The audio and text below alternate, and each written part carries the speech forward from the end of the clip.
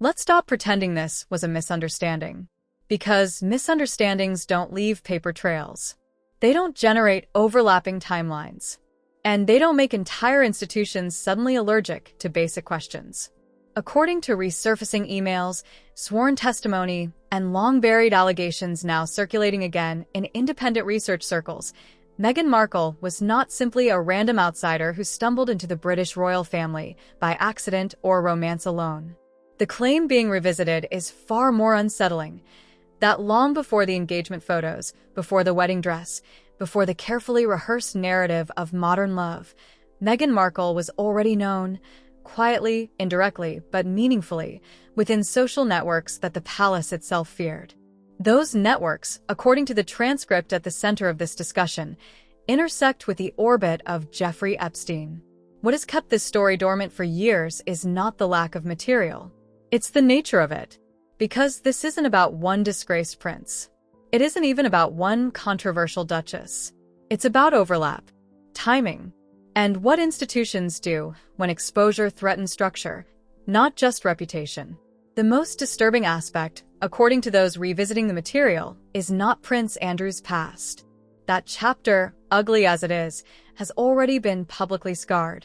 The concern lies elsewhere, in the alleged convergence between Meghan Markle, Epstein-linked social environments, and members of the royal family before she officially entered public royal life.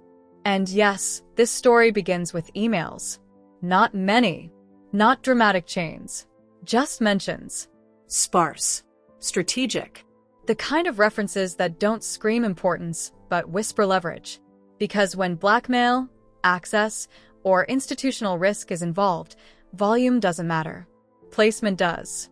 That raises a question the palace has never answered directly, and the mainstream press has largely stopped asking. Why would an institution as tightly controlled as the British monarchy allow someone with alleged ties to volatile social networks anywhere near a senior royal, unless the risks were already known, measured, and deemed manageable? And more importantly, why did the media suddenly decide this question was off-limits? Because this story doesn't merely bruise individuals.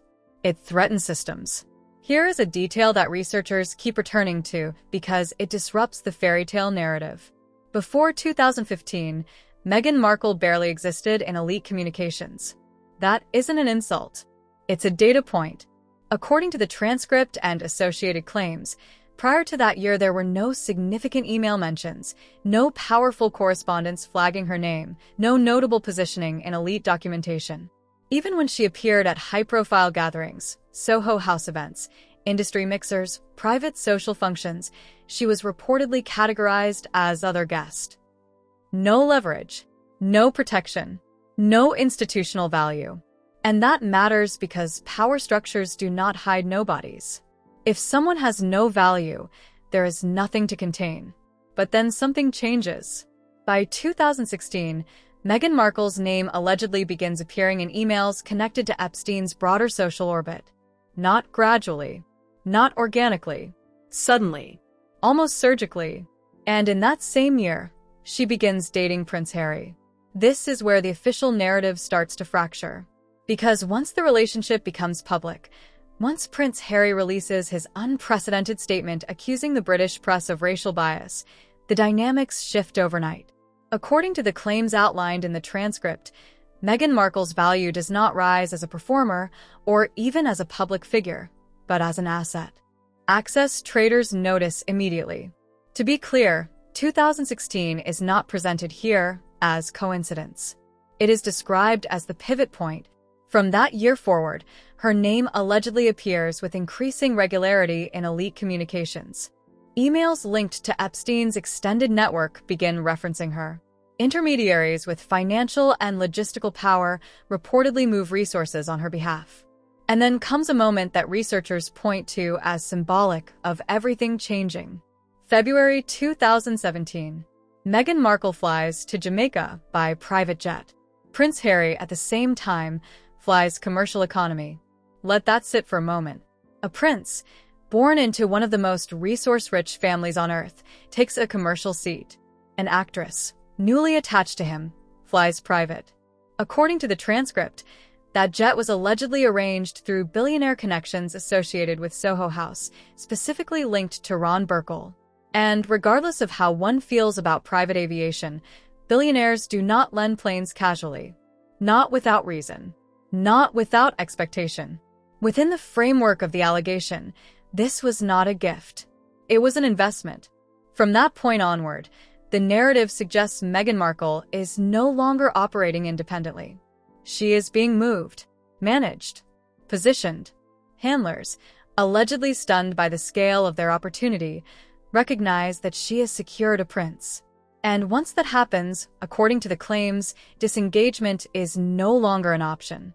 Because if the past resurfaces fully, not selectively, not softened, not filtered, the consequences don't isolate themselves to her.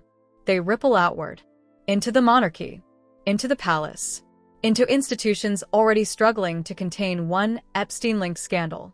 And this is only the beginning. Because the next layer of the transcript doesn't focus on Meghan Markle alone. It focuses on the environment she was allegedly navigating before the world knew her name. Multiple individuals cited in the material are described as participants in what is often sanitized as elite social yachting culture. This is not about leisure. According to those examining the claims, it is about access.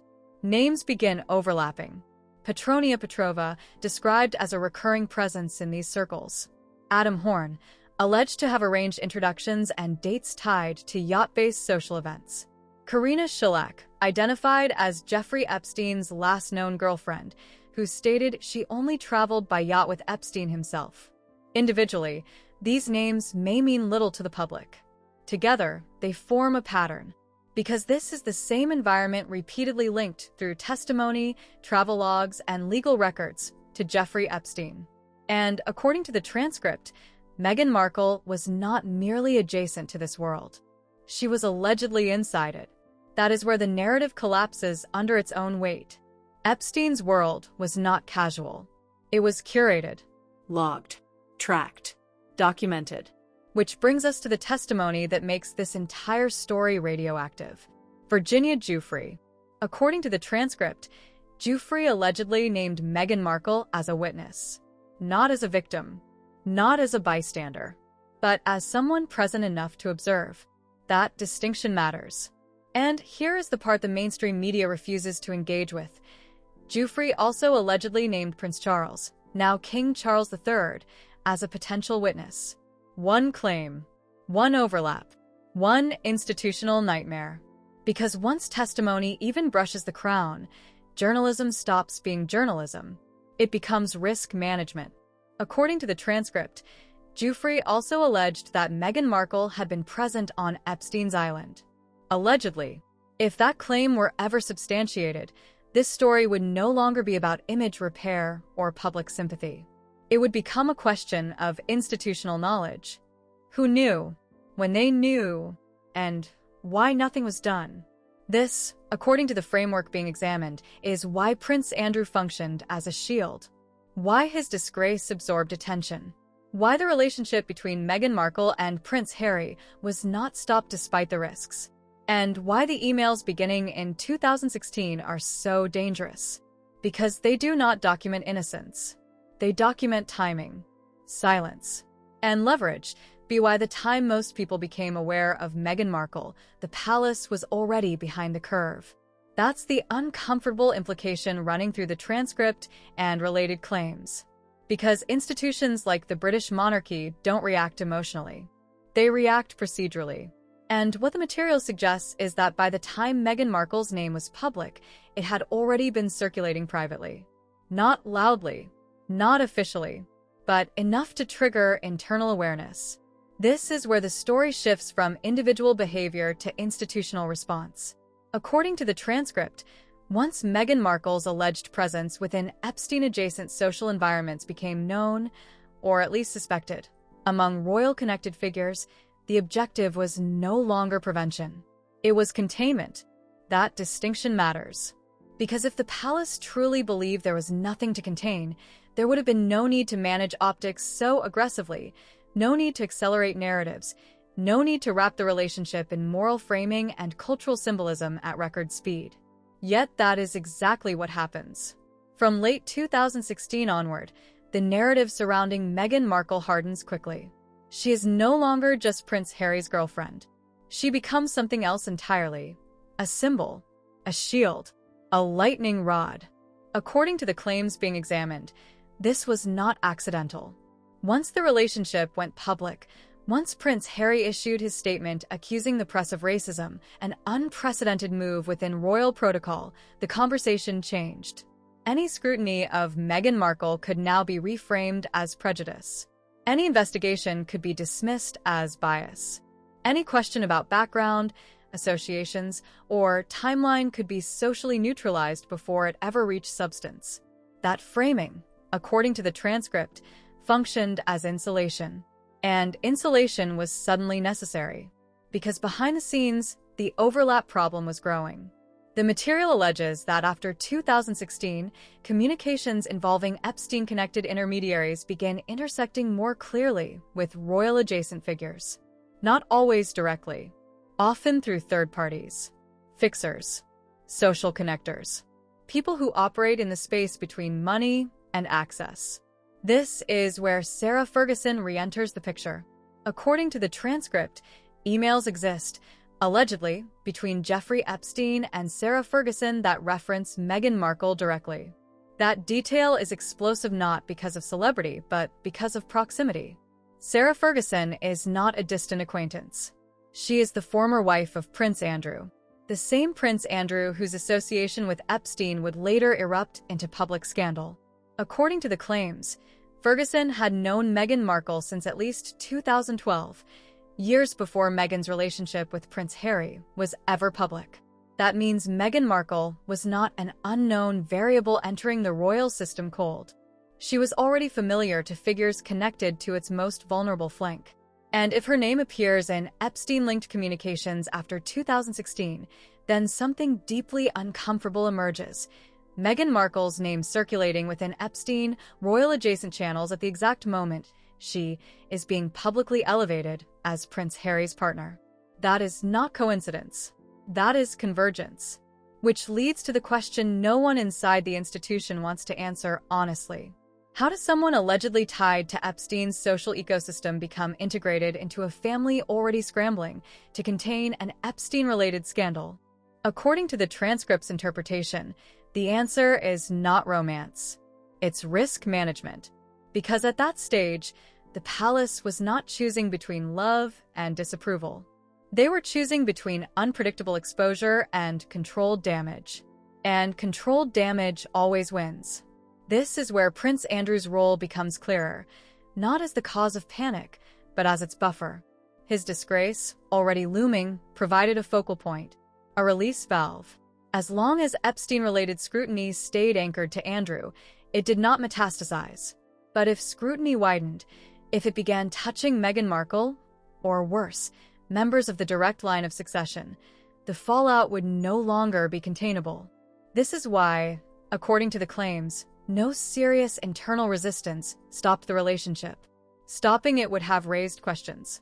Questions invite journalists. Journalists invite subpoenas. Subpoenas invite emails. And emails, as the transcript keeps emphasizing, are the real threat. Because emails don't argue. They don't emote. They don't forget. According to the material, the most sensitive communications involving Meghan Markle do not predate her relationship with Prince Harry. They begin after it becomes public and continue until Jeffrey Epstein's arrest in 2019. That timing is critical. It suggests that the emails are not documenting her rise into elite spaces. They are documenting her protection once she becomes valuable. This is where the alleged panic sets in. Because once Meghan Markle is tied to the monarchy publicly, any exposure of her past does not stay localized. It ricochets. It forces questions about vetting, about knowledge, about institutional complicity. And that brings us back to Virginia Giuffre. According to the transcript, Giuffre allegedly named both Meghan Markle and the then Prince Charles as witnesses. Not defendants. Witnesses. That distinction is everything. Because witnesses imply presence, awareness, proximity. And once a victim's testimony even gestures toward the future King of England, the rules change instantly. Media organizations stop thinking in terms of stories and start thinking in terms of consequences. This is why, according to those revisiting the claims, mainstream journalism appears paralyzed. Not because there is nothing to investigate, but because the endpoint of investigation is too dangerous. If the story stopped at Meghan Markle, it would already be uncomfortable. If it stopped at Prince Andrew, it would be manageable. But if it touches the crown itself, it becomes untouchable. That is why independent researchers, whistleblowers, and online creators are the ones circling this material. They are not bound by the same institutional constraints. They do not have shareholders, royal correspondence, or access agreements to protect. According to the transcript, editors are not asking, "Is this true?" They are asking, "Who does this destroy?" And once that calculation begins, truth becomes secondary. This is also why the narrative around Meghan Markle becomes so aggressively moralized. She is framed not just as a duchess, but as a cause. Any criticism of her can now be dismissed as cruelty, bigotry, or institutional misogyny. That framing, according to the analysis, is not accidental. It is strategic. Because once a narrative becomes morally radioactive, no one wants to touch it with nuance. Yet nuance is exactly where this story lives. Because the claim is not that Meghan Markle orchestrated a conspiracy. The claim is that she became valuable to people who already understood the rules of power. And once that happens, truth becomes negotiable. By the time Jeffrey Epstein is arrested in 2019, the alleged emails stop. That detail alone has raised alarms among those reviewing the material. Because if the emails were harmless, why stop? If they were irrelevant, why disappear? If they were innocent, why fear exposure? According to the transcript, this is the moment the palace realizes that delay, not denial, is the safest strategy. Because time erodes outrage. Time blurs memory. Time exhausts attention. But time does not erase records. And that is why this story has resurfaced now. Because the past doesn't care that Meghan Markle left the royal family. It doesn't care that Prince Harry relocated. It doesn't care about rebranding or reinvention. Emails don't respect reinvention. Witnesses don't forget proximity. Patterns don't dissolve just because institutions wish they would. And that brings us to the final escalation. Delay is not denial. It's strategy. And according to the transcript and surrounding claims, delay was the palace's final line of defense. For years, the approach appeared to work. The stories stayed fragmented. Allegations surfaced, then sank. Names appeared, then vanished. The public's attention drifted elsewhere. New scandals, new wars, new distractions. Time did what it always does best. It blurred urgency. But time has a flaw. It doesn't destroy evidence. It doesn't unwrite testimony. And it doesn't stop patterns from resurfacing when people start comparing notes.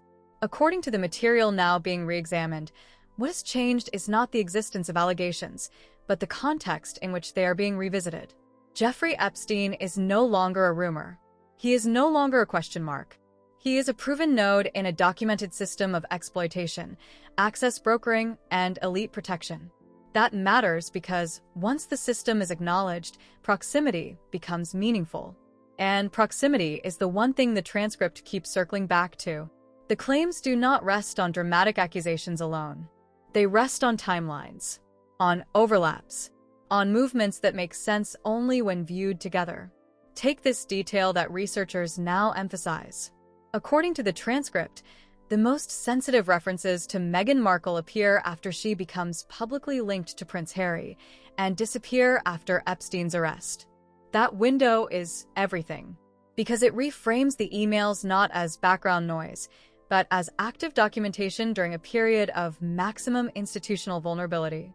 If the concern were merely Meghan Markle's past, those references would have existed earlier. If the concern were irrelevant gossip, they would have continued later.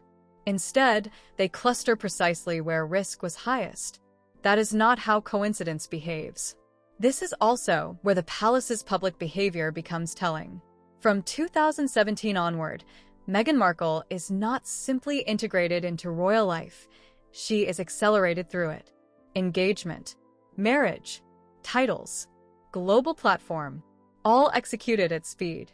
According to the analysis tied to the transcript, this acceleration served two purposes. First, it legitimized her irrevocably. Once married in, questioning her background became an attack on the institution itself. Second, it bound Prince Harry to her publicly, emotionally, and narratively, making separation not just personal, but symbolic. That bond mattered, because Prince Harry became more than a husband. He became a narrative shield.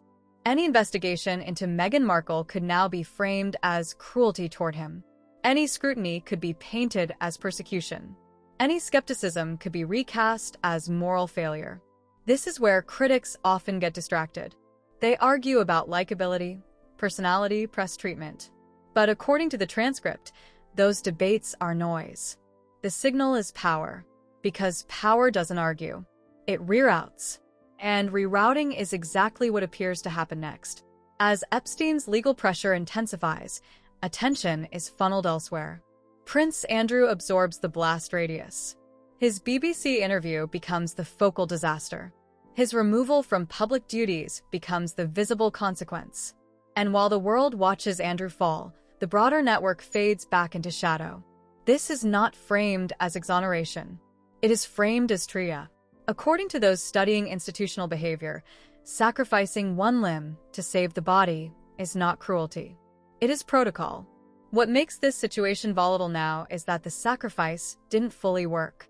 Because Andrew's scandal did not answer the larger questions. It merely postponed them.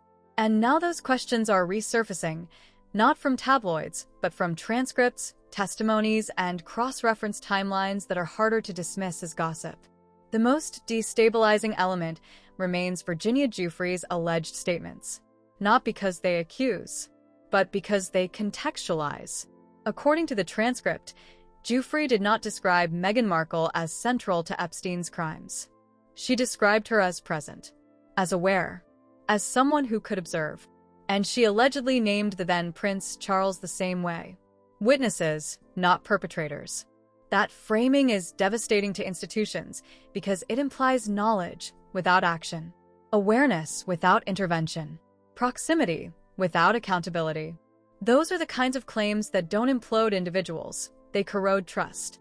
Which is why, according to the analysis, the palace's greatest fear is not public outrage. It's documentation. Because documentation removes ambiguity, it turns debates into audits. And audits are where institutions lose control. This is why the silence around this story feels deliberate, not dismissive, not confused, strategic. The mainstream media, according to those revisiting the material, is not unaware. It is constrained. Royal access journalism depends on relationships. Relationships depend on discretion. And discretion collapses when stories threaten the crown itself. So instead of investigation, there is omission. Instead of confrontation, there is reframing. Instead of answers, there is fatigue. Let the public get tired. Let creators burn out. Let the algorithm move on. That strategy has worked before.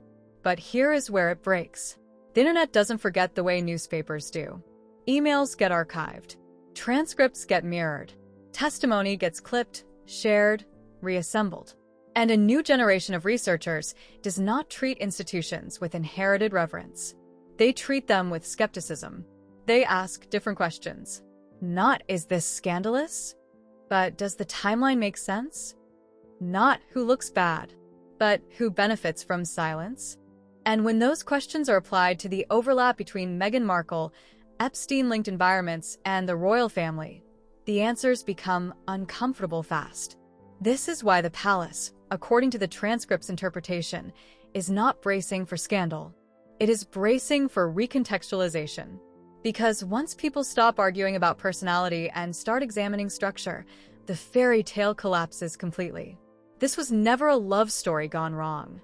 It was a risk calculation that held until it didn't. And now, as more material resurfaces, the question is no longer whether Meghan Markle is still connected to the royal family. She isn't. The question is whether the past connections documented, alleged, and testified to, can remain buried. Because status changes don't erase history. Geography doesn't dissolve proximity. And silence doesn't neutralize evidence. Institutions panic not when rumors circulate, but when receipts resurface.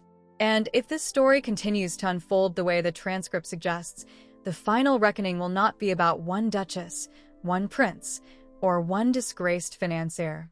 It will be about who knew what when they knew it and why protecting the institution mattered more than confronting the truth. And when that silence finally breaks, protection won't be evenly distributed. It never is.